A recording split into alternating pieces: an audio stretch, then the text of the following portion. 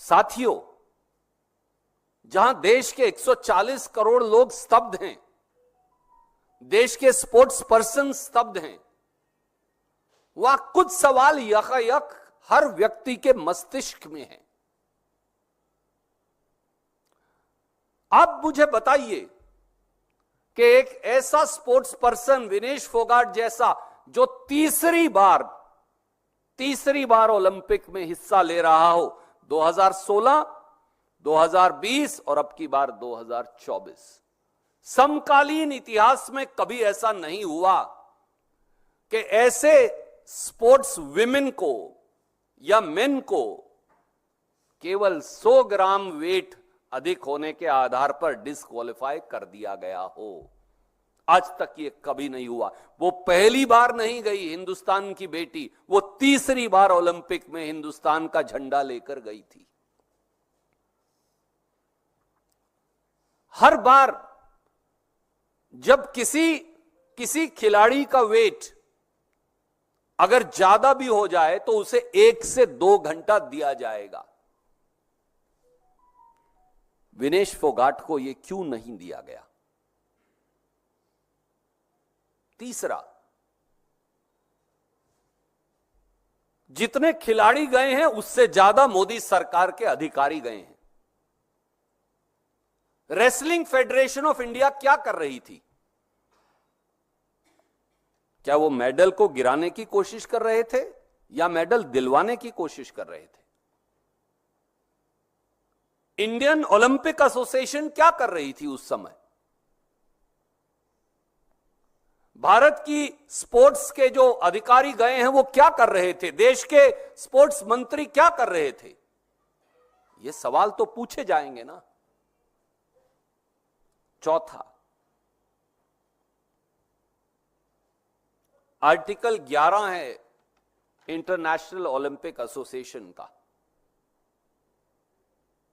उसमें तो यह भी लिखा है, और कोई भी ट्रूप हो, अगर सिर्फ वेट की बात है तो वो पहले वेट खुद करेंगे, फिर वो उसको स्पोर्ट्स एरिना में लेकर जाएंगे। पहले दिन वेट ठीक था।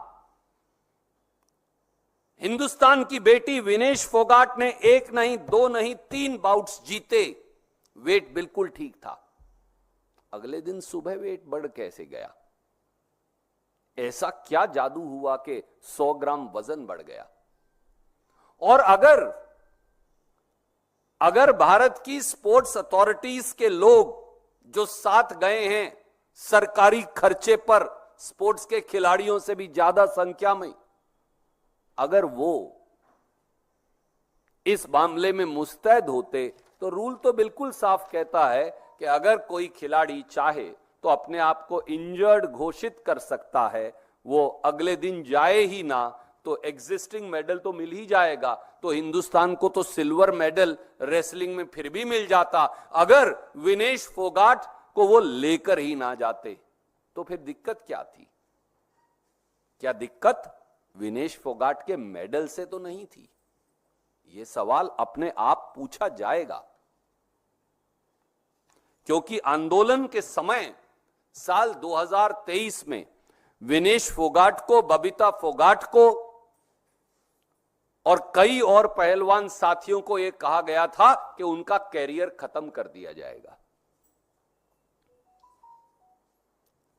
साथियों, देश इन सवालों का जवाब तो चाहता है, और देश ये जानना भी चाहता है कि कौन है वो जिससे विनेश फोगाट की जीत हजम नहीं हो रही थी। कौन है वो जिसने हिंदुस्तान की बेटी विनेश फोगाट की पीठ के अंदर छुरा घोंप दिया? कौन है जिसने बेजा ताकत का इस्तेमाल किया? और किसका चेहरा बचाने की कोशिश हो रही थी? और क्या विनेश फोगाट के मेडल से हमारे अपनों को तो दिक्कत नहीं थी? क्या इसी वजह से हर टीम का हम प्रोत्साहन करते?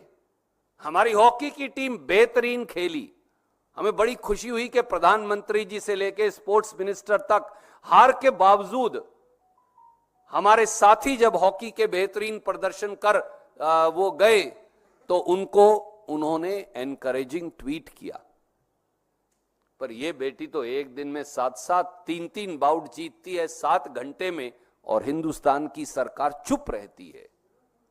हां, डिस्क्वालीफाई होने के बाद क्षणों के अंदर सांत्वना का ट्वीट आ जाता है देश के प्रधानमंत्री और देश के बड़े बड़े सत्ताधारी लोगों का। हमें सांत्वना का ट्वीट नहीं चाहिए, विनेश फोगाट से न्याय चाहिए। याद करिए, और मुल्कों में भी जब ऐसा हुआ तो और मुल्कों के लोगों ने, उनकी सरकारों ने क्या किया? उन्होंने बाकायदा इस बात को लेकर अपील की। ये जो फेथ केपन है, मैं उनका नाम सही नहीं प्रोनाउंस कर रहा, उनका मेडल रिस्टोर हो गया। हिंदुस्तान की सरकार सांत्वना क्यों दे रही है, न्याय क्यों नहीं मांग रही? रेसलिंग फेडरेशन ऑफ इंडिया एक रहस्यमयी चुप्पी क्यों साधे है? वो रेसलिंग फेडरेशन इंटरनेशनल के दरवाजे क्यों नहीं खटखटा रही? इंडियन ओलंपिक एसोसिएशन और पूरी भारत सरकार केवल सांत्वना देकर चुप क्यों है? वो इंटरनेशनल ओलंपिक एसोसिएशन का दरवाजा क्यों नहीं खटखटा रही? देश के स्पोर्ट्स मिनिस्टर यहां क्यों बैठे हैं, या गुजरात ना चले गए हों, बजाय इसके कि वो पेरिस जाएं? देश के प्रधानमंत्री खुद इंटरवीन क्यों नहीं कर रहे? जो प्रधानमंत्री यूक्रेन का और रूस का युद्ध रुकवा सकते हैं, वो विनेश फोगाट को न्याय क्यों नहीं दिलवा सकते? ये सवाल हैं जो इस देश के लोग पूछना चाहते हैं।